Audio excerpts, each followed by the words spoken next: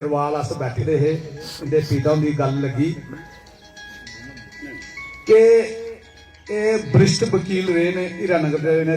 मैं देखा तो मैं गल कर लगा कि उत्थे एक बजुर्ग मेरे ख्याल से कोई 75 साल की उम्र के आखते है कि सारा केस से लड़ते अस पैसे भी नहीं देते ते जंदे बगैर भारतीय जनता पार्टी के बगैर सारी कदर भी कुछ नहीं। बड़ा माहौल बड़ा खराब हुआ लेकिन तुसा लास्ट ही देख लिया आई जाइए। मैं जरूर एक गल आखा कि जसरोटी साहब जी मैं थोड़े मुंह के तारीफ करना मैं भी तुहानू बड़े चिर दा जानना। गल यह है कि 28 ते 29 MLA सारे अपने ने सारे गए लेकिन जड़ा काम इन्हें करिए दसिया इत्थे भी मेरे हिसाब नाल रेट पार्टी वाले असीं इत्थे भी इकट्ठे हां ते जे उपर चलिए तो असीं उपर भी इकट्ठे रहना है मत कोई आखे। तो मैं इन्ना ही आखदे होई राजीव जसरोटिया जी और जिन्ने भी इत्थे आए दे ने मैं तुहाडा सारा मान और सम्मान करना इज्जत करना कदर करना तुहाडे चरणें च मेरा सिर है। जय हिंद ते जय। वो भी अपनी गल साझी कर लें। भारतीय जनता पार्टी धन्यवाद। बड़े पुराने एडवोकेट साहब हीरानगर ट्रेनिंग करते हैं अभी बड़ी पुरानी गल है इंदे ने बड़ी मेरी मुलाकात मेरे कमी है शराब के अड्डे बनी दे मीट के अड्डे बनी दे और उहदे कन्नै और भी जेड़ा चीज़ां चला करदियां। तो साहब गेदे है पिंड मैं मतियां गल्लां नहीं उस दिन करी सकिया जी। जनता पार्टी जिंदाबाद। राजीव सिसोदिया जी जिंदाबाद। MLA राजीव सिसोदिया जी धन्यवाद।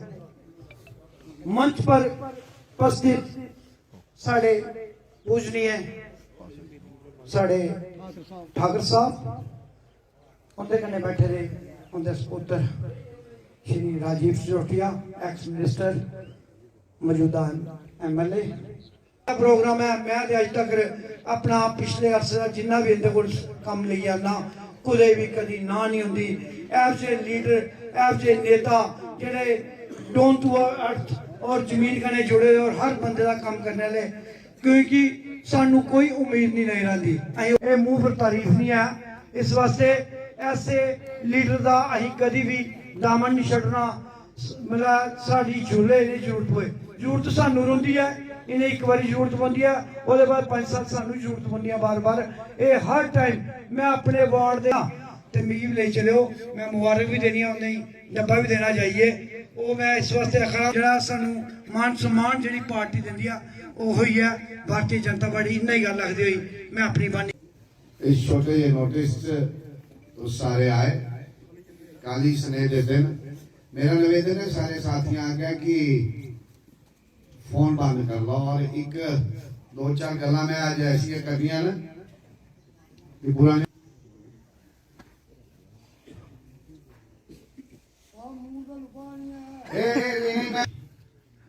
सुरिंदर जी रोनी जी बलवंत जी और दीपक जी चारों मंडल अध्यक्ष आकर ठीक करो समय बना लेना। मंडल अध्यक्ष 12 बजे आएगा तो ठीक नहीं। सारे मेरे मोजिज साथी पंचिस सरपंचिस मेरे बुजुर्ग मेरी मातृशक्ति सिंह में रहा और क्या है सुन रहे थे कि कोई आप देखिए 2-3 कारण थे मीटिंग में और जो रह गए हैं उनका भी एक फीडबैक कार्यकर्ताओं साथियों से लेने का प्रयास किया है।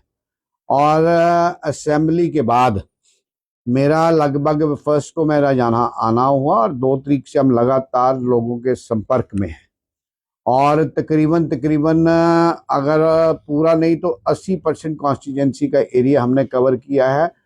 उस फीडबैक को और आज के ताज़ा फीडबैक को जोड़ते हुए लोगों की क्या समस्या है क्या दुख तकलीफ है उनका हमने आज एनालिसिस किया है।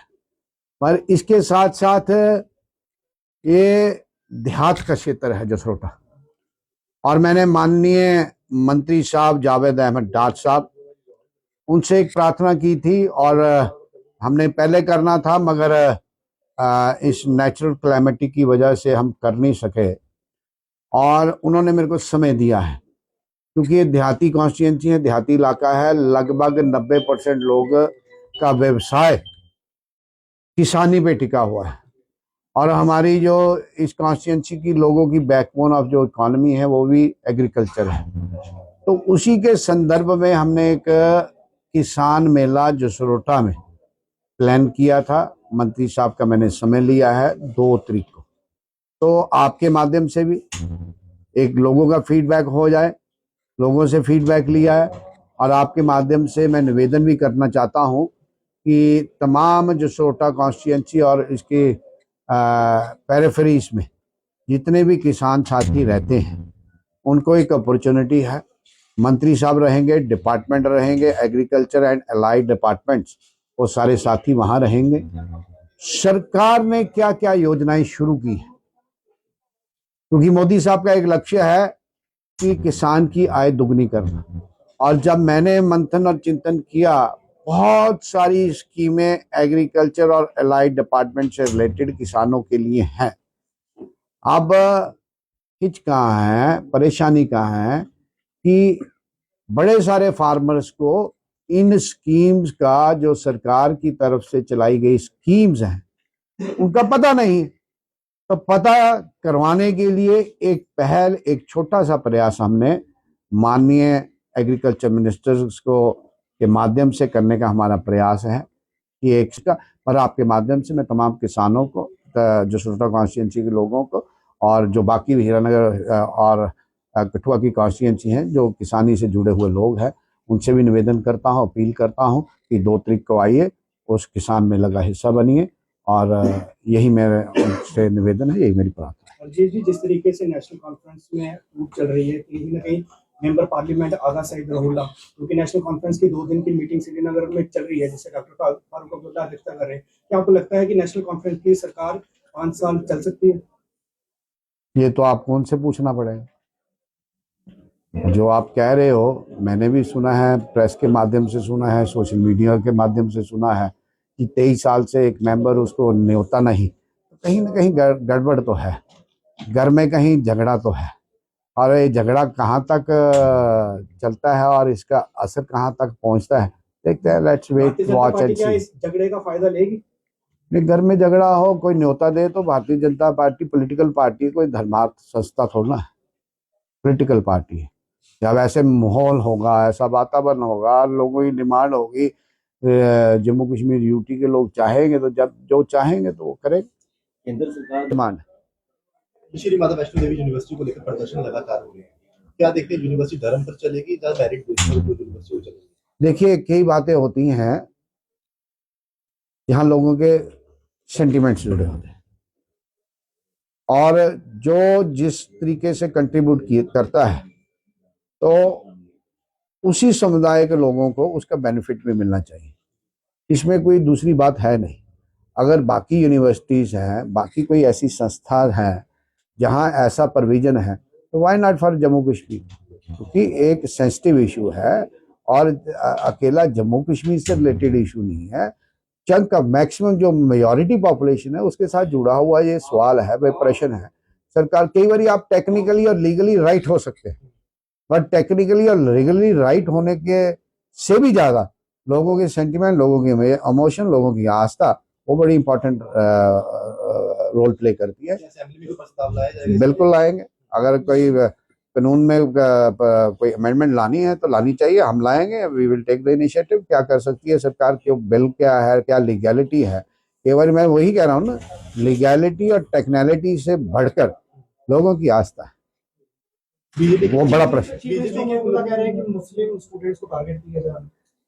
Chief minister has lost his balance. कोई हिंदू मुस्लिम वाली बात नहीं है। बात यह है कि एक एटमॉस्फेयर अच्छा रहे। जब समाज में एटमॉस्फेयर अच्छा होगा तो समाज तरक्की भी करता है। कई लोगों का काम ही है, अब कोई बात पूछो तो चीफ मिनिस्टर साहब कहते हैं हमारा स्टेटहुड नहीं मिला। मैं तो आई एम थैंकफुल कि उसने कहा है कि स्टेटहुड की वजह से ऐसे हो रहा है। अरे जो क्योंकि आप कानून और लीगैलिटी से ज्यादा जिस समाज में हम रहते हैं, जिस देश में हम रहते हैं, उन देश के जो रिलीजियस सेंटिमेंट होते हैं वो एक इम्पॉर्टेंट फैक्टर है और उस फैक्टर को आप नजरअंदाज नहीं कर सकते। तो बीजेपी के 29 एमएलए के राज में पत्रकार कितने सुरक्षित हैं? कल जम्मू के एक पत्रकार के घर गिरा दिया जाता है, तो ये कहा जाता है कि किसी जेडीए के लैंड में वो घर बना था। क्या देखते हैं कि वो 3 मरले जगह में वो मकान बना हुआ था, लेकिन जम्मू में कई लाखों की कनाल ऐसी जगह हैं जहाँ पर बड़े बड़े लैंड ग्रैबर्स का भी वहाँ पर कब्जा है। पीडीपी ने सर इस जगह पीडीपी ने सवाल उमर अब्दुल्ला गवर्नमेंट के ऊपर किए हैं। नहीं, जवाब तो उमर सरकार को ही देना है। उमर सरकार का, अगर सरकार का बेनिफिट लेते हैं, अगर समाज में ऐसी बातें हो रही हैं और स्पेशली जो पत्रकार प्रेस के बंधु जर्नलिस्ट लोग हैं जिसको हम फोर्थ स्टेट कहते हैं, अगर उनकी रक्षा और सुरक्षा की जिम्मेवारी लेना सरकार का दायित्व है, सरकार का फर्ज है, सरकार को उनको प्रोटेक्ट करना उसकी फॉरमोस्ट प्रायोरिटी होना चाहिए, क्योंकि वो तो किसी की आवाज़ दबाने का की तरफ इशारा हो रहा है। मैंने भी थोड़ा थोड़ा देखा है, पर सरकार हेल्म ऑफ अफेयर पे है, जो चीफ मिनिस्टर साहब हैं, चीफ मिनिस्टर साहब को उसको टेक केयर करना चाहिए।